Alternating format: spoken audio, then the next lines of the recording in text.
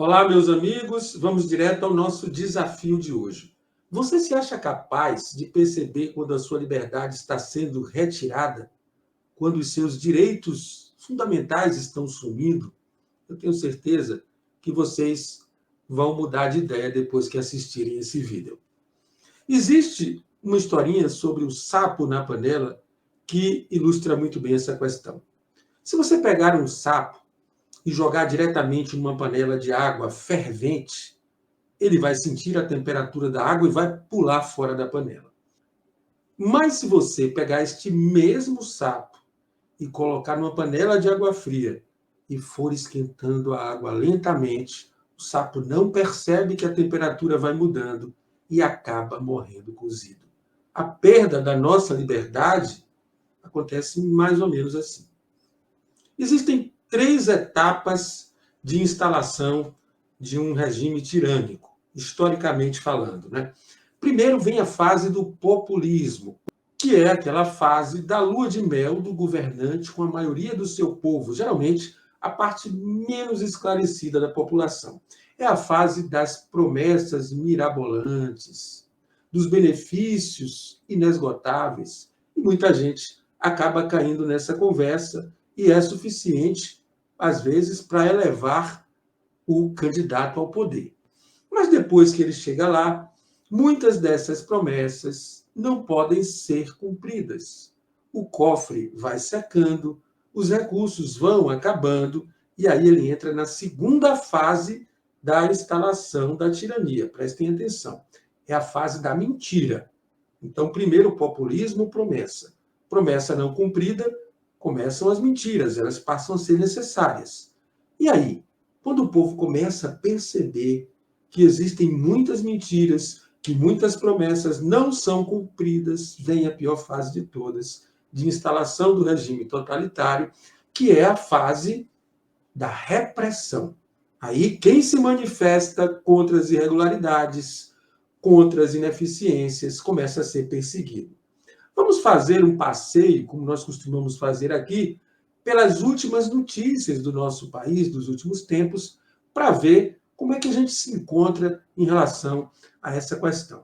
E eu queria começar aqui com vocês, inicialmente, com um programa social que eu considero populista, que é o Bolsa Família. Vejam só, inclusão, Bolsa Família é ampliado e chega a 20 milhões de lares brasileiros. Bom, muita gente que está na linha da miséria vai achar isso aqui maravilhoso. Não tem pouca gente na linha da miséria no nosso país. Mas as pessoas mais esclarecidas vão raciocinar da seguinte maneira. Bom, se tem 20 milhões de lares precisando de um recurso ínfimo que não dá para uma família sobreviver o mês inteiro, é porque existe muita miséria no país. Então já vai acender um sinal de alerta. A segunda questão é, o dinheiro que o governo diz que ele está dando, na verdade, quem está dando são os cidadãos produtivos que estão pagando impostos. Então, o que o governo está fazendo é pegando a renda de quem trabalha e produz e repassando para quem não está trabalhando. E isso é uma coisa muito grave. E isso não pode acabar bem. É preciso que haja uma porta de saída para quem está em situação de necessidade, não uma eternização de um programa populista. Mas quem é capaz de perceber isso? Bom, o fato é que isso convence muita gente e o governo consegue uma linha de apoio com isso. Mas, como eu disse, isso tem duração curta. Olha o que acontece logo aqui em seguida, acompanhando ainda o que é divulgado no nosso noticiário. Decreto torna mais rígido o ingresso do Bolsa Família. Isso aqui já é o governante que prometeu tudo na campanha, caindo na realidade do cofre público e tendo que dar marcha ré. Mas agora ele já está eleito. Ele já está eleito. Bom, vamos para outro exemplo, para que a gente não fique só nisso. Outro programa social. Pé de meia, R$ 200 na conta dos estudantes de escolas públicas. Olha só. Muita gente feliz, muita gente passando necessidade, e às vezes pega esses R$ 200 até para ajudar lá a família, não é, a comer. Também não é sinal de que está acontecendo coisa boa no país, muito pelo contrário. é sinal de uma miséria extrema que precisa desse dinheiro, que é muito pouco, para sustentar. O ideal seria colocar um projeto de educação que tornasse essa juventude capaz de produzir e se sustentar. Mas está aí, o programa social, muita gente feliz, muita gente apoiando o governo por isso, mas logo em seguida vem o choque de realidade. Tribunal de Contas da União aponta irregularidades no pé de meia e bloqueia 6 bilhões em recursos. O que aconteceu aqui já é mais grave, o governo gastou mais do que tinha do dinheiro que não é dele. Porque nessa história de programa social, o governo é meio como aquela história do bife a cavalo. Né? O bife a cavalo tem a carne do boi e tem o ovo da galinha, mas tem o nome do cavalo. Então, o boi entra com a carne, a galinha entra com o ovo e o cavalo entra com a fama. Então, o governo pega dinheiro do setor produtivo, coloca na mão de quem não está conseguindo produzir ou não está produzindo o suficiente para sobreviver e faz uma propaganda de que ele é o pai da nação. Né? E muita gente cai nessa conversa. Mas vejam que, nos dois casos que nós citamos, a coisa não pôde ser mantida, porque a realidade diz o seguinte: é preciso que haja produção para haver geração de recursos. Se você começa a pegar uma parte da população para sustentar a outra, não vai surgir recurso novo e o recurso vai acabar. E isso é fato. Então, vamos para mais um. Essa aqui foi promessa de campanha. E muita gente se lembra ainda. Vocês vão voltar a comer picanha outra vez. A carne vai baixar, promete Lula.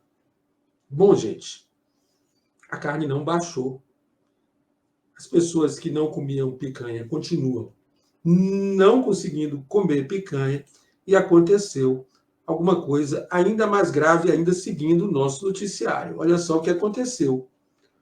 Lula diz não entender alta no preço do ovo e garante: vocês vão comer picanha outra vez. Pensem bem comigo.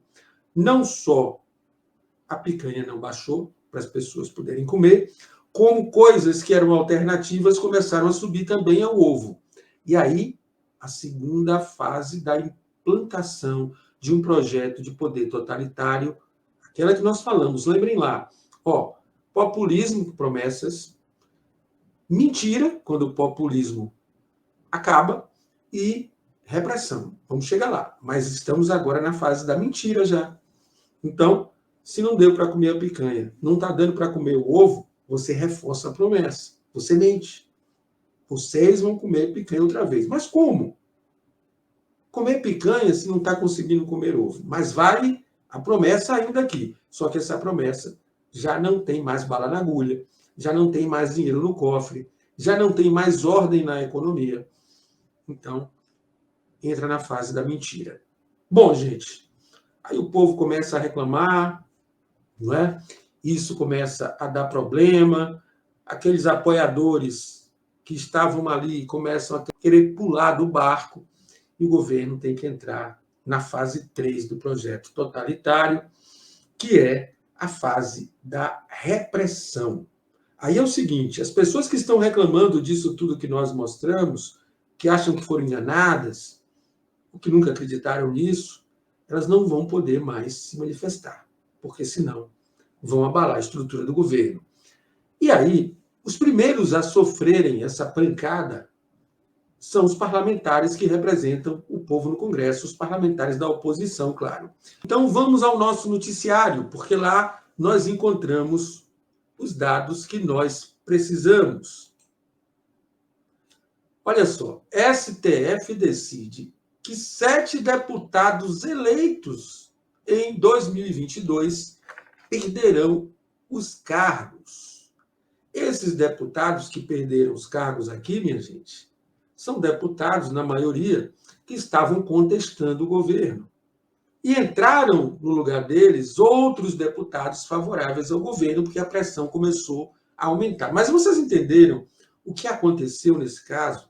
Pessoas que foram eleitas com milhares de votos do povo foram retiradas dos seus cargos e substituídas por outras, simplesmente por uma decisão da justiça. Ainda tem um agravante nisso aqui.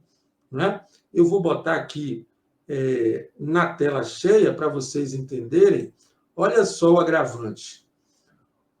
Corte muda o entendimento firmado em 2024 e aceita efeito retroativo. Quer dizer, eles chegaram ao ponto de mudar a lei, né, o entendimento da lei, para poder retirar esses 7 parlamentares e colocar outros no lugar deles.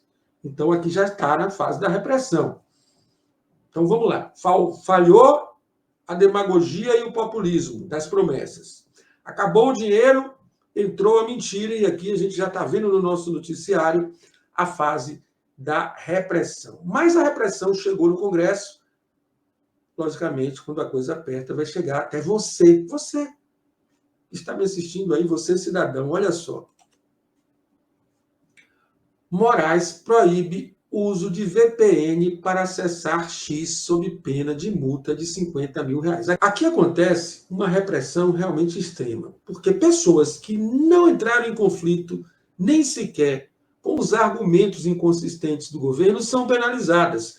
Todas as pessoas que utilizam a plataforma, mesmo aquelas que não se indispuseram com o poder, são banidas. E mais, se elas tentarem acessar pelo VPN, que é acesso por outros países através de redes que funcionam no nosso país, e elas forem identificadas, elas pagarão uma multa de R$50 mil. Lá tem médicos que fazem divulgação do trabalho, tem comércios que dependem, serviços que dependem dessa rede, e todos indistintamente são penalizados, porque algo que foi dito lá incomodou aos donos do sistema, aos donos do poder. Então, essa aqui é a fase 3. Populismo, acabou. Mentira, não funciona, e vem a repressão. Qual é a tendência da repressão? A tendência da repressão é aumentar sempre à medida que a insatisfação popular for crescendo. Então, fiquem atentos. Eu vou encerrar aqui com um pensamento de uma russa, a Ayn Rand. Ela fugiu do regime totalitário soviético e viveu nos Estados Unidos. E eu vou mostrar aqui para vocês o que disse a Ayn Rand, que se encaixa muito bem aqui na nossa situação.